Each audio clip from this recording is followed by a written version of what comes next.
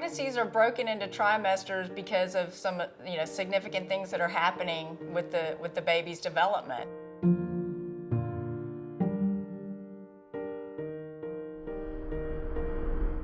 Pregnancy officially begins after fertilization. The sperm and the egg join and then undergo cell division. The cells are undergoing mitosis, and you get, a ball of cells that gets embedded in the lining of the uterus. As the egg develops and splits and grows and it goes through different stages, the organ systems develop. So primarily by about 8 weeks into pregnancy, which is a time that most women are just figuring out they're pregnant, it's very early. The organ systems are all laid down and developed, and by about 10 weeks, the organs are there.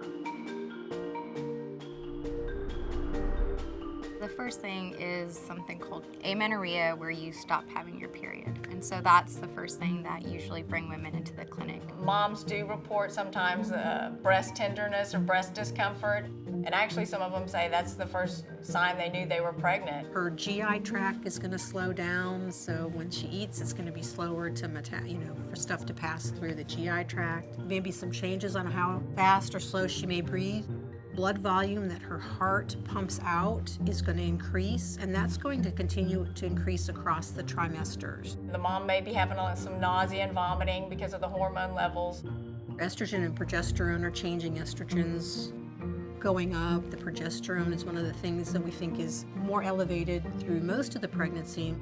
From an emotional standpoint, women are going through very, very different things. There's definitely a lot of different emotions, and I think that the hormones definitely help to fuel, some of those things. As the uterus starts to grow and develop, some women will have some cramping, like a bad menstrual cramp. A uterus in a reproductive age woman is about the size of my wrist to my fist. And then that grows into something that's large enough to carry a 9-pound child, if you can imagine. So that's pretty amazing.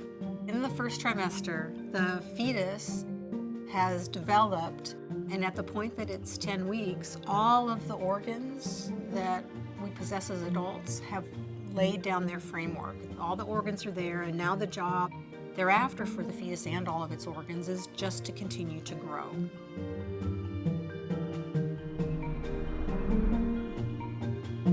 So the second and third trimester are growth phases for the fetus. Initially, the amniotic fluid that's around the baby early on actually comes from the mother's circulation.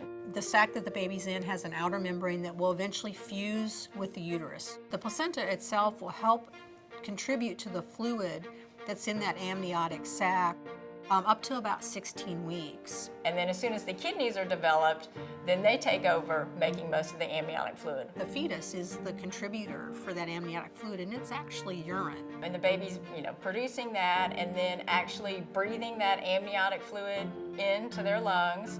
And that's a good thing. That actually helps with lung development. The babies at this point in time are well formed. Babies have a chance to survive at about the 23-24 week mark, but they're very premature.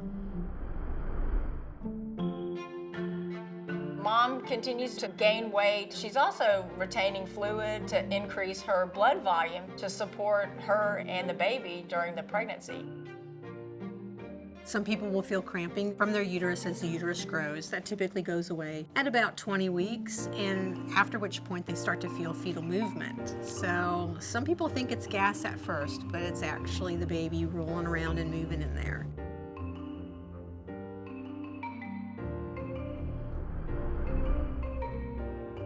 The third trimester, the baby's basically just getting bigger and getting ready for delivery. And the one system that continues to develop and grow is actually the brain. Although the entire brain is there, in our brain we have synapses and small microscopic connections. Those connections are still developing after we're born. There's a lot of discomfort. The uterus is very large, it's pushing on all the organs, pushing up on the diaphragm, makes it a little bit more difficult to breathe. The one thing that a lot of women will complain about is heartburn, because now the uterus is really pushed up against their stomach. You can't sleep, you really can't sleep on your back, because the weight of the uterus, if you lay flat, weighs against all your vessels.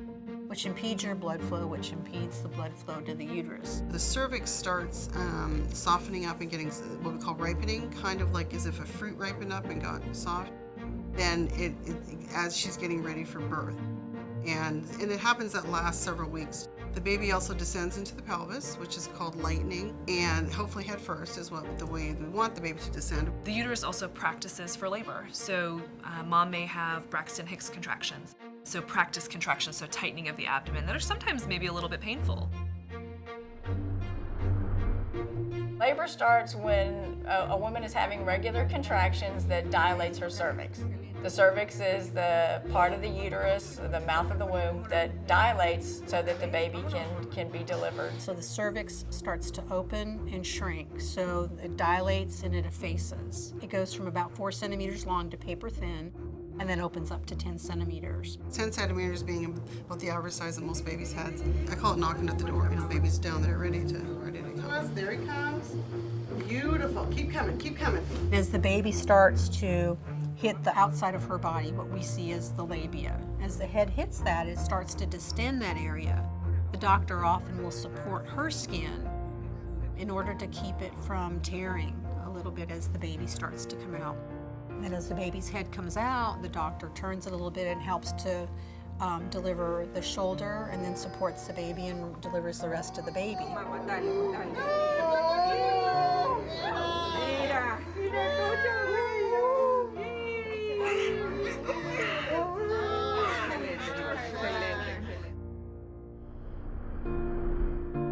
Vaginal deliveries are wonderful, and we try to get them for all of our patients if that's what their desire is. But a C-section is very important in specific instances. So there's a few indications for a C-section, and probably the most common is the baby is basically too big for the pelvis. The second probably most common reason is because of fetal distress. So if the baby is malpresenting, like a breech baby or a transverse baby, meaning the butt's down or the baby's sideways in the uterus, these are really unsafe to do vaginally.